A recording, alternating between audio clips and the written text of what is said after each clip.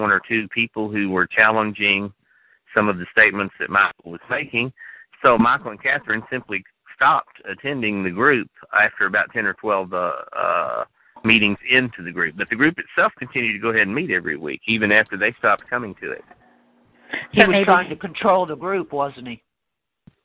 Yeah, he definitely wanted to be in control of the group, and he did not like it if he felt that he wasn't, or he felt that probably anyone that disagreed with him, he could probably, if he didn't get angry, he didn't like it.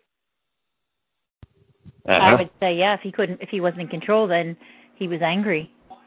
Yeah. And so maybe his control over her became stronger because he has that need for power. A narcissist has such need for power and such need for almost like worship, which is kind of what you're talking about, Michael. Yeah. Narcissists are scary. There's a group on Reddit called Raised by Narcissists. That'll turn your hair white. It's reading people's actual experiences. I'll bet. I read a book by a girl who had escaped from Dianetics, from Scientology, and her parents were both high up in Scientology, and her personal accounts of her childhood is pretty horrendous. And I can't remember the girl's name right now, but it'd be easy enough to Google. But she didn't escape Scientology until she became an adult. She escaped in her early 20s, and then she wrote this very scathing, revealing book about life inside Scientology and the type of control that she was subjected to and that her parents wielded, et cetera, et cetera, et cetera. It's pretty hair-raising. It's even scarier when you think that, people like Tom Cruise and John Travolta, are part of that. Of course, the celebrities are wined and dined and treated like royalty within Scientology because they're good publicity to bring the average Joe in there. Yeah, I had heard at one point that Katie Holmes was even picked for Tom Cruise to marry by Scientology. Because she was so innocent? Well, I don't know exactly why, but that's what I had heard or read was that the Scientology church picked her for him. Wouldn't surprise me from what I read in this young lady's account. That type of manipulation and attempted control over people's lives, it wouldn't surprise me a bit. It really wouldn't. Yeah. That's disgusting. Absolutely it is. Very sad. Maybe more sad than disgusting. A little of both, really. Yeah, that people fall for it. Yeah, I can't believe people fall for that stuff. It's just, to me, it's just mind-boggling. But in the case of Jim Jones, is just unbelievable to me. Yeah. That 900 people or plus, took Kool-Aid laced with cyanide and even gave it to their children because Jim Jones told them to do it. It was either they took it or he shot them. Yeah, but most of them took it willingly. Yeah, because they believed him. Henry, what's your observation on the gullibleness of people that will succumb to that sort of thing? Well, we have that's a good question. You have in attachment styles, you have the avoidant style, and which they generally turn out to be narcissists, and you have the anxious style. They generally turn out to be attracted to narcissists because their realities are they agree with each other. In other words, the narcissist has the attitude, I'm great and you're shit, and the anxious person has the attitude of I'm shit and you're great, so they reinforce each other's reality. That the anxious person is attracted to the narcissist. It's a equals repel, opposites attract principle, but what happens is the one that's in control. Let's say the like the Shades of Grey scenario, like the guy was in control of the girl and did bad things to her and everything.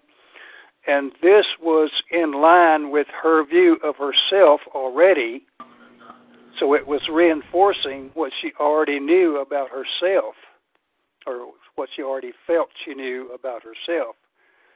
I want to weigh in with based on what you just said there, I want to weigh in with this insight into the relationship between Michael and Catherine.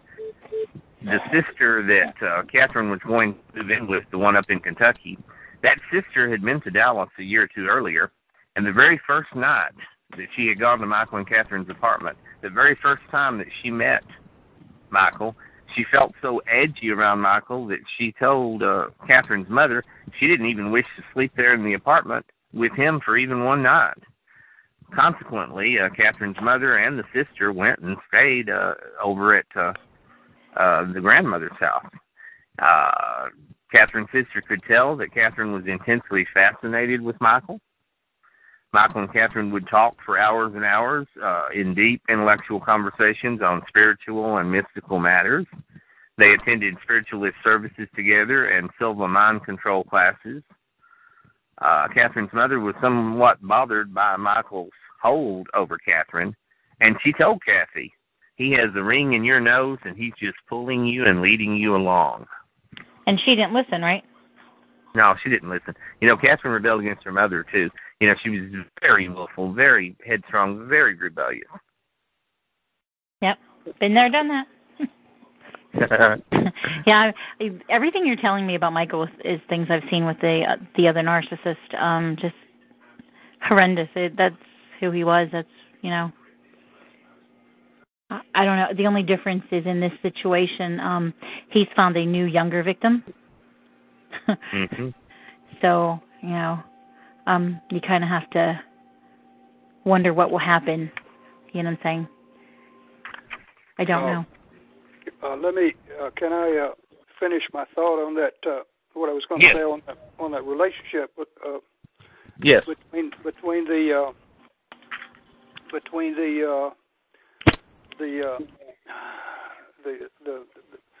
the master and the slave, the narcissist and the anxious type person. Yeah. What happens is, they don't see themselves as equals. He sees himself as better than her, and she also sees herself as worse than him. So they agree. But what happens is, the worse he treats her, the worse she feels. And the worse she feels, then this justifies him to treat her even worse. Mm-hmm. So it's a downward spiral relationship, which eventually ends in either one of two things. She leaves him, or shoots him in the head at night, or he leaves her because she's obviously used up. She's no good anymore. She's so far down below him that he needs to get somebody else. Or he shoots her and shoots himself, because the reason he shoots himself, you have to remember that the narcissist, even though they have delusions of grandeur and they think they're better than everybody else consciously, subconsciously they know that they have very low self-esteem. There's nothing inside. There's nothing in their heart to sustain them. It's all an act. You missed one, though. If she leaves him, even if he's moved on and has someone else, he will find her and kill her because she's his. He can have someone else. She cannot have someone else. Absolutely. Yeah, if he can, he'll find her and kill her. Yes. Or beat her up or whatever. No, he'll kill her because she dared to leave him. Right. They can't stand. They can't stand to. His money is his. Her money is his. Any money they can get out of everybody else is his also. Right. What I'm saying is, what attracts them together is they agree with each other. He says that he tells her she is shit, and she agrees with him. Yes. Yes, I am shit. That's what attracts them to each other. some of the other remarks that Michael had made, he had talked to Catherine's mother about suicide. He didn't mention, any plans to kill Catherine, but he had talked to Catherine's mother about suicide. And at one point at the discussion group, Michael said, "Suicide, picking up a gun and shooting yourself, death, as I understand it, is pure escapism." At one point, Michael said, "To a certain extent, we are all going to die by our own hand." And, of course, Michael said, "My death is going to be different to anybody else's. Whether or not I know what it is just for me." Apparently, Michael had attempted to commit suicide in Dallas a few weeks prior to coming back and the event which occurred, of course. Apparently, he had taken 25 Quaaludes, and it did not kill him. He survived that, slept it off after 3 or 4 days or whatever. Michael had been diagnosed as manic depressive by a psychologist. Yep. I would have liked to have met him and her before that happened. I'm not saying that I could have prevented it or anything like that. I've just said it would have been a fascinating, what probably would have been a fascinating case study in human nature. Oh, you would have found the discussion group meetings fascinating. They absolutely were. I know, Rich, at one time you told me that you had spent a lot of time in their home. Oh, yes, I had. I was out there quite frequently, quite a bit on the weekends. I would stay out there during the daytime quite a bit, and then sometimes I would spend the night there as well.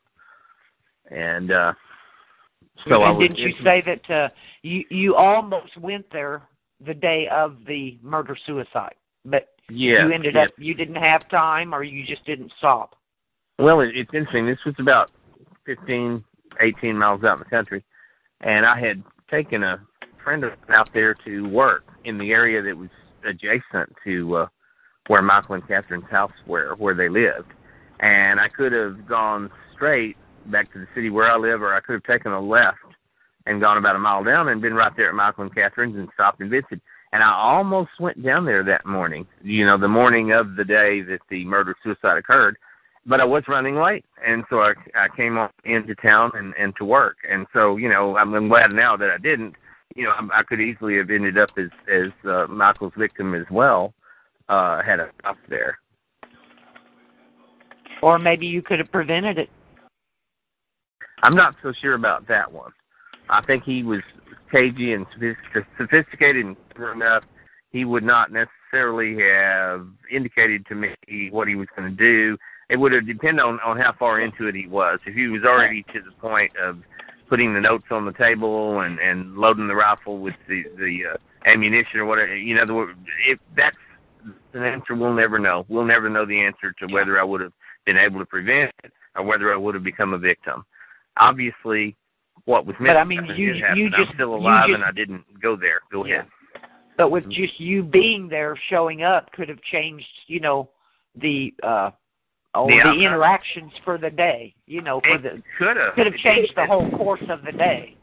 Yeah, for them. And that's something we'll never know. No. I guess. No. I think he may have changed it for that day, but it still would have happened. Probably, yes. Yeah. It was probably inevitable that he was going to kill him and her also. So I may have simply postponed and delayed it had I stopped there. Is that what you're saying? Yes. Mm-hmm. In my opinion, you wouldn't have delayed anything. He would have just took you out, get you out of the way. Yeah. I've thought of that too. I agree. I would have had become a victim had I stopped there.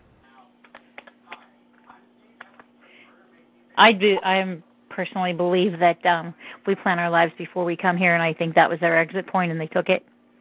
And maybe they were here to teach people others lessons, or maybe they were here to teach each other a very, very powerful lesson. And I just don't think that was your lesson to learn, Rich. And that's why you chose the other way. There's a reason to think about what made you run late that day. Was it something stupid? Like, you just put your shoe in the wrong, like you accidentally put your shoe in a drawer or something, you know what I'm saying? Think about that, what stopped you. I was delayed once in a mall, couldn't get out. The errand should have taken no more than an hour, and it took me 4 hours to get out of there. And when I finally did get take a different way home. I ended up rescuing a friend from a really bad accident. And, I think God puts us where we're supposed to be and keeps us from where we're not supposed to be. Well, absolutely. I've got a call coming. I'll have to cut off. I'll catch you later. Well, thank you for calling in, Becky. Will we lose Becky? I'm sorry, Henry, go ahead. Did we lose Becky? Yes, she had an incoming call. She had to leave us. You have some more observations you'd like to make about Michael? Well, just that I would have liked to have met him. I'm a student of human nature, so I would have liked to have met him and her. I would have, been of education. The takeaway from this whole thing is, in my opinion, is people are not raising their kids right. What do you think? Well, that's certainly one aspect of it. Human behavior is determined so much by the environment in which we're raised, so much by the example we're given by parents and by the things we're taught. So, you got to wonder a lot about all the different influences and how they play into how people end up, what actions people engage in. Right. Yeah, and I keep thinking to myself, the way that he grew up and didn't know, his parents or where he came from, or he must have felt maybe very unloved. I think so. And well, his father, Michael, was raised in a strange way. His adopted father was a peculiar man who worked as an accountant and a museum curator at various times. And he would insist to Michael, he would tell him, don't talk to strangers. And, of course, there was this hush-hush secrecy about Michael's real parents. And Michael always had a funny feeling that his real parents and consequently himself were in some way kin to his adopted father. And that there were several people involved in the cover-up of his real parentage. Do you know how old he was when he was adopted? I'm going to say at birth, from the information I have.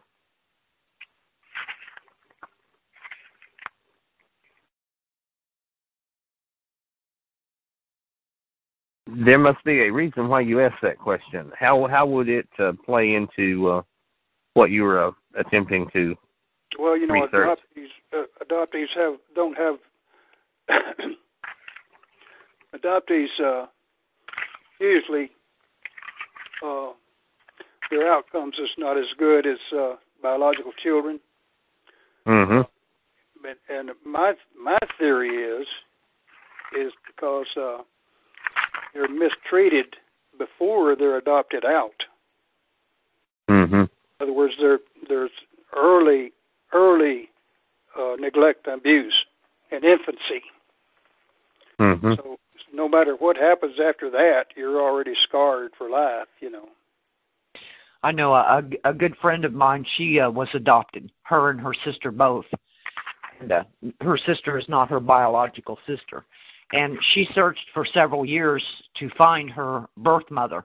And when she did, she wished that she hadn't, because she got to meet the woman, and the woman just had no interest in her whatsoever. And she didn't meet her until she was probably at least 30 to 35 years old. So that was quite sad for her. Mm-hmm. Yeah, I can imagine.